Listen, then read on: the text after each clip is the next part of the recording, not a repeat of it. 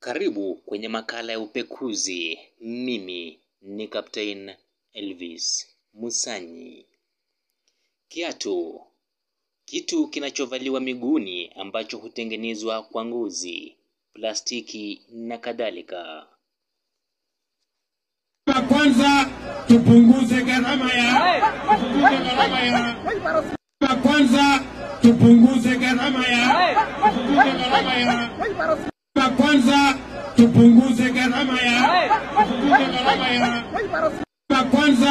tupunguze gharama ya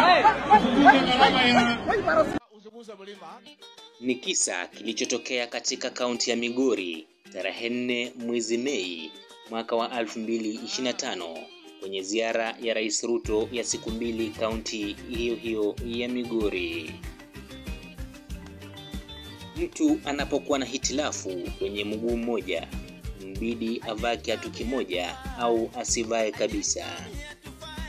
Mara nyingi watu huvaa viatu ili wasipatwe na majeraha ya wayoni kama kudungwa na miba, kuumizwa na vilivyo ardhini na kadhalika.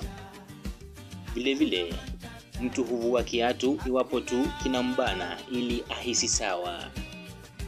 Kitendo hiki hakikuwa tu utovu wa nidhamu, bali ni ishara kamili kama sanaa ya fasihi. Huenda kiatu hiki kilikuwa kinambana mvaaji, au kwa kuchakaa kwake akaona hakina maana tena, akaamua kukivua na kukirusha. Aidha, rais akivae, akijue au akirushe tu kimuondoke. Yote 9, 10 na likashifu tukio hili. Rais azidi kuheshimiwa.